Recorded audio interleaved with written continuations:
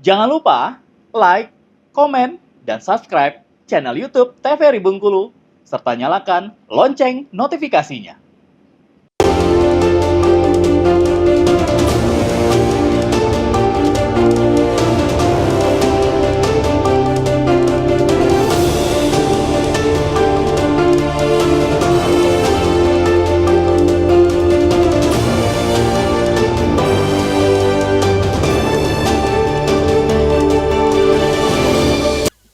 Anda masih bersama kami di Beranda TVRI Bengkulu, masih dengan tema yang sama terkait dengan arti penting donor darah. Kita mungkin bisa bertanya juga ya kepada Bang Leo selaku relawan donor darah Kota Bengkulu. Ini kegiatannya apa aja nih Bang yang sudah dijalankan selama 9 tahun ini? Yang pasti aksi donor darah. Jadi kadang kita sendiri yang mengadakan kegiatan donor darah, tapi lebih banyak kita misalnya dengan stakeholder lain, dengan instansi, dengan swasta begitu. Misalnya yang paling menarik itu misalnya kayak dulu tuh ada Bank Bengkulu, dia ngadain aksi donor darah, kita juga meramaikan, tapi pintarnya dia selain dia punya goodie bag yang isinya misalnya ada jam atau apa, misalnya jam dinding atau apa, cangkirnya atau apa begitu. Dia bekerjasama dengan swasta lainnya, dokter. Jadi dia misalnya dengan Indofood atau dengan apa minuman apa benergi atau apa. Jadi pendonor itu mendapatkan selain dia makan siang dan sebagainya, dia bawa ke rumah tuh ada yang dapat sembako, ada yang dapat merchandise atau apa. Jadi kan pemanis ya. Jadi itu serunya kalau misalnya kita bekerjasama dengan pihak instansi dan swasta begitu. Baik, jadi ada reward nih ya yang sudah diberikan kepada pendonor. Nah itu yang ingin kita sampaikan, bahwa sebenarnya banyak yang belum tahu. Kalau misalnya udah 10 kali, 25 kali, 50 kali, 75, nanti lebih lengkap di dokter yang akan jelaskan. Itu ada piagam sertifikat dari PMI untuk sebagai penghargaan ya bagi yang sudah mendonorkan. Nah yang untuk yang 100 kali langsung dipanggil ke Istana Negara sama Presiden, akan ada PIN ke kebaktian sosial, rencana kebaktian sosial. Dan kalaupun setiap pemegang penghargaan bintang penghargaan dari negara itu memang dia dibolehkan kalau nanti dia meninggal dia bisa dimakamkan pahlawan. Dan wakil presiden kita dulu, Ma'ruf Amin, juga menyatakan bahwa memang pendonor itu sebenarnya layak sebagai pahlawan.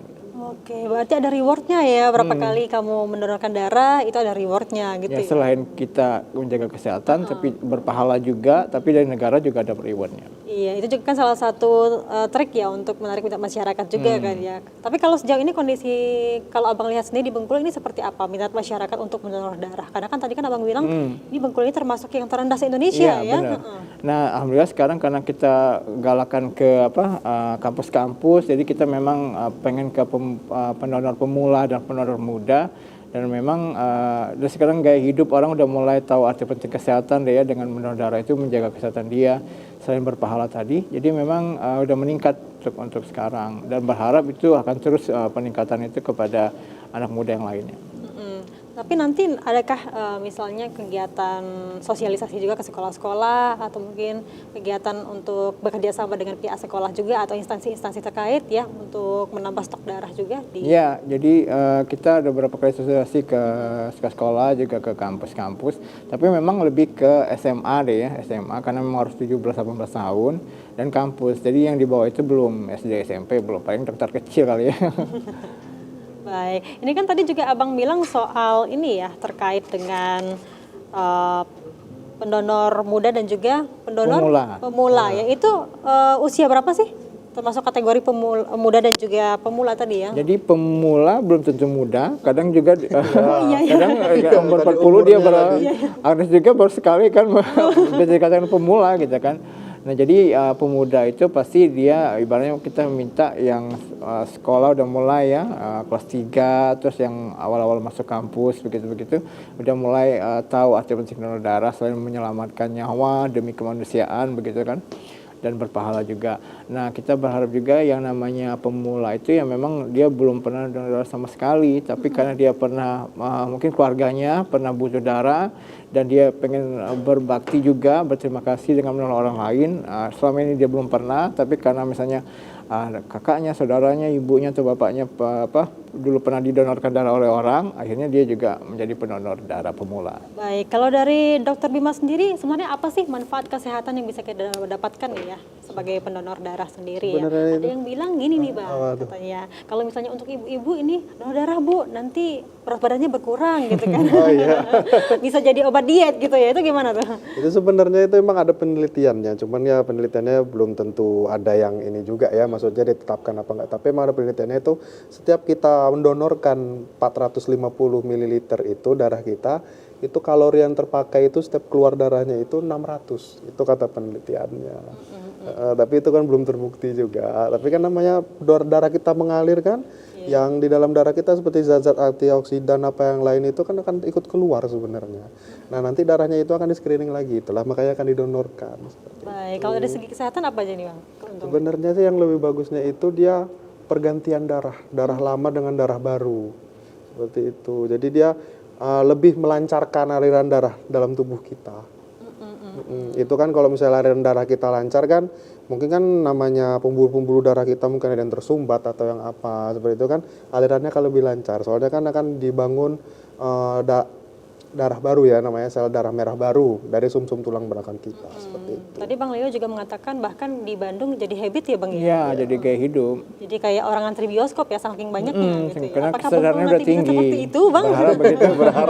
Berharapnya seperti Dan itu ya. tadi menambahkan Dokter Bima juga, artinya kan ibu-ibu yang pengen langsing juga nggak selalu harus aerobik kan, dengan dia 3 bulan sekali donor darah, dia bisa menjaga kesehatannya begitu. Dan darah baru pun juga ini Baru keluar, ya. berganti gitu. Dan juga ini sebenarnya banyak juga ya isu di masyarakat, ada yang bilang bahwa ternyata ngambil darah dari PMI itu berbayar. Nah itu sebenarnya gimana sih Bang? Apakah itu jadi permasalahan sekarang atau mungkin masyarakat kurang pemahaman ya terkait dengan hal Jadi itu sebagai faktor kesadaran darah donor darah di Bengkulu itu ya. Jadi ada istilah jual beli darah, tapi sekarang udah agak berkurang.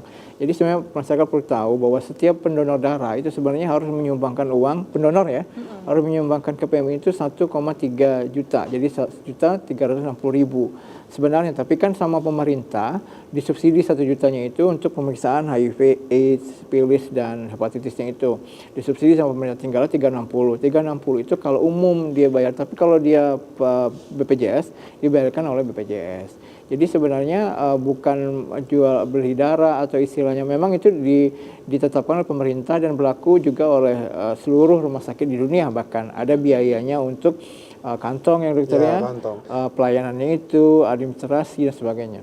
Terutama kan untuk penyimpanan. Penyimpanan darah itu sendiri kan dia harus ada tempat khusus nih sendiri. Nah biasanya penyimpanan itu yang akan membuatnya namanya kan kita untuk penyimpanan itu mahal gitu. Ibaratkan kan kalau kata warga ya seperti itu. Jadi ini biaya ini dari penjabaran dari setiap ini ya, penjabaran. setiap prosesnya seperti itu. Baik, Karena memang ada kejadian kasus, misalnya si pasiennya adiknya, yang pendonor kakaknya. Tiba-tiba dia pasien umum ya, dimintain uang 360. Lo kenapa begitu? Ini kan yang butuh adik saya, saya ini abangnya begitu. Kenapa saya dimintain uang? Nah proses dari mulai penyadapan, screening dan transfusi itu memang ada biayanya begitu bagi pasien umum. Gitu. Bahkan ini pun termasuk yang murah ya Bang ya, 360 dari 1,3 tadi karena kan. di kota-kota besar yang lainnya dokter udah 490. Iya, makanya kalau misalnya pengguna BPJS itu dibebaskan dari biayanya. Baik, kita break dulu, nanti kita bahas lagi setelah jeda pariwara berikut ini. Tetap bersama kami di Berondot TVRI Bengkulu.